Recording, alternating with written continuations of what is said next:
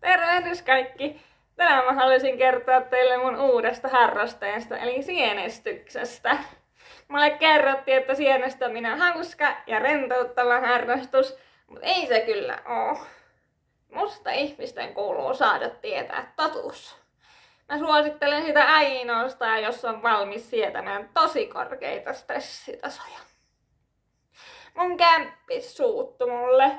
Kun mä olin poiminut pussillisen, mä luulin, että oli kangassieni, oli sellaisia ruskeita, näytti ihan samalta kuin siinä sienikirjassa. Kun mä olin jättänyt tuohon eteiseen ja mun kämppiksellä on 2 koiraa oli. Se toinen papsi niitä paskeen ja kuoli. Et en mä voinut sille mitään. Ne oli kyllä jotain myrkkysieniä, jotain myrkkyseitikkejä. Musta on tosi hyvä, että me ei ehditty syödä niitä. Ja kun mä löysin niin tuosta pihalta semmosia herkkusieniä, tai mä luulin, että ne oli herkkusieniä. Mut tällä kertaa mulla on aika semmonen skarppi. Niin mä otin selvää, että voiko siellä olla joku muu sieni. Mä kuulin, että valkokärpäsienet on kans sellaisia valkoisia, ne on tosi myrkyllisiä, niin vaikka mä paistoin niitä sieniä pannulla, niin en mä uskaltanut niitä sit syödä itse ollenkaan. Mä annoin sille toiselle koiralle ja se kuoli kans, että ne oli varmaan niitä valkokärpäsieniä sitten.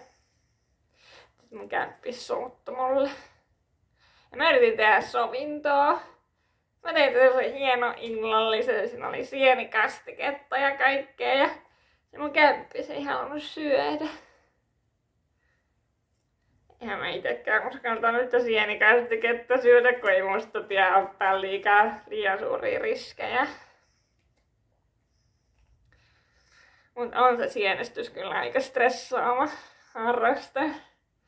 Sen ainoan kerran, kun mä uskalsin mennä metsään, niin mä jouduin lopulta soittamaan, niin että jotkut helikopterit tuli pelastaa mut ja hakee mut pois sieltä. En mä tajunnut, että sinne metsään voi tollain niinku eksyä. Et musta ihmisten kuuluu saada tietää totuus tästä.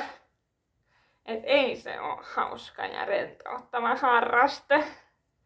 Et mä en tiedä, olisiko se hyvä hankkia jotain halpoja lemmikkejä antaa niille aina eka ennen kuin syö vai vaan hakea kaupasta vai mitä.